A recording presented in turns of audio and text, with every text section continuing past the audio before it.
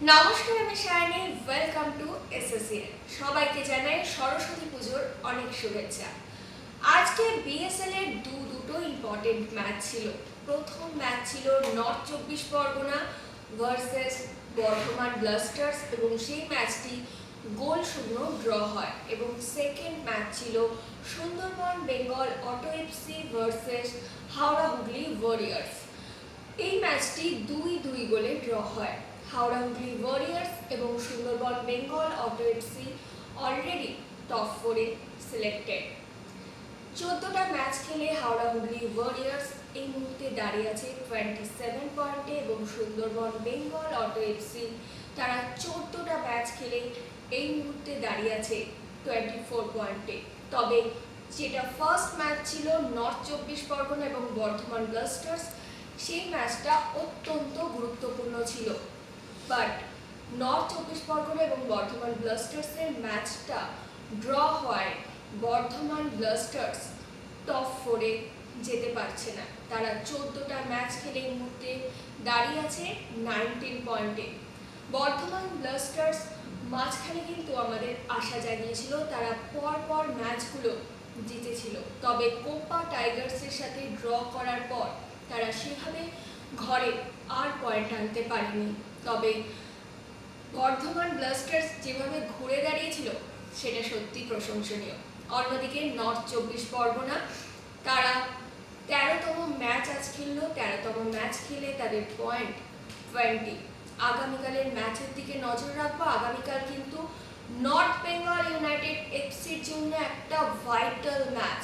তারা কল্যাণী স্টেডিয়ামে নামতে চলেছে এফসি মেদিনীপুরের বিরুদ্ধে।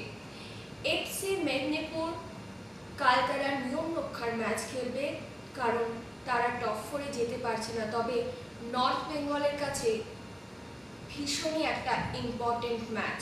কাল যদি তারা জিতে যায় তাহলে তারা 13টা ম্যাচ খেলে 20 পয়েন্টে যাবে। অর্থাৎ 26 তারিখ নর্থ বেঙ্গল ইউনাইটেড এফসি এবং নর্থ চব্বিশ পরগনার ম্যাচ আছে। সেদিন তারা সমান সমান পয়েন্ট নিয়ে একটা হাড্ডাহাড্ডি লড়াইয়ে নামবে। কালকের ম্যাচটা যদি নর্থ বেঙ্গল ড্র করে তাহলে তাদের পয়েন্ট হবে 18। তাহলেও তাদের সুযোগ থাকবে 26 তারিখ লড়াই করে টপ 4-এ যাওয়ার একটা চান্স থাকবে। কিন্তু কালকে যদি নর্থ বেঙ্গল ইউনাইটেড এফসি হেরে যায় তাহলে কিন্তু তারা টপ 4-এ আর কোয়ালিফাই করতে পারবে না। সুতরাং কালকে নর্থ বেঙ্গলের ম্যাচটা অত্যন্ত গুরুত্বপূর্ণ, একটা ভাইটাল ইম্পর্টেন্ট ম্যাচ। কালকের ম্যাচের ওপর 26 তারিখের ম্যাচটা কতটা গুরুত্বপূর্ণ হবে সেটা বোঝা যাবে। 26 তারিখ বলা যেতে পারে একটা সেমিফাইনাল ম্যাচ হতে চলেছে। নর্থ বেঙ্গল ইউনাইটেড এফসি এবং নর্থ চব্বিশ পরগনার মধ্যে 2 উত্তরের লড়াই হবে। সেই 2 উত্তরের মধ্যে কোন উত্তর বাজিমাত করবে সেটা তো সময়ের অপেক্ষা। 26 তারিখ রিপাবলিক ডে, সেদিন হলিডে।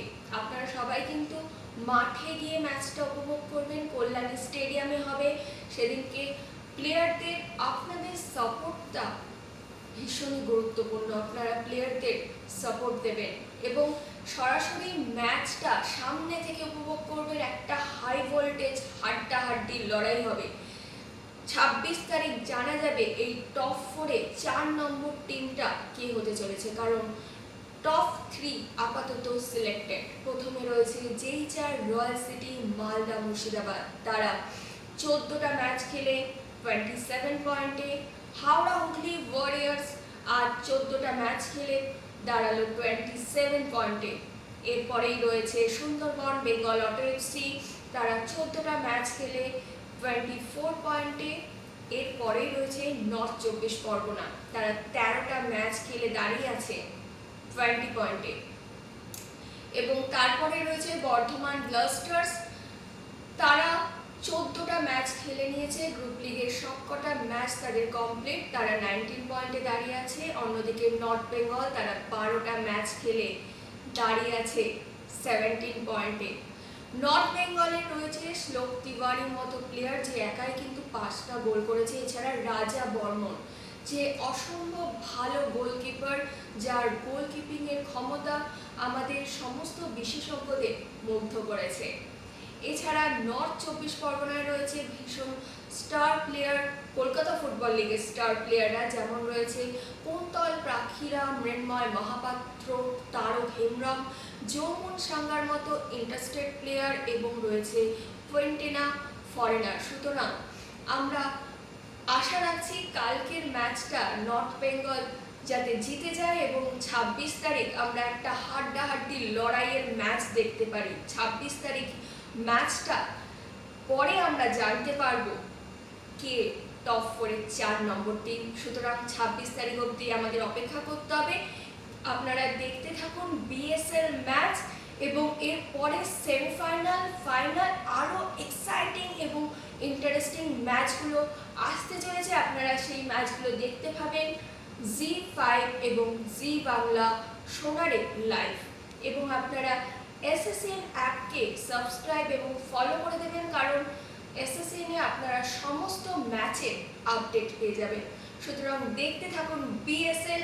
আগামী ম্যাচগুলোর জন্য আরও এক্সাইটিং নিউজ জানার জন্য আপনারা অপেক্ষা করুন এবং ফুটবলকে ভালোবাসুন, বিএসএলকে ভালোবাসুন।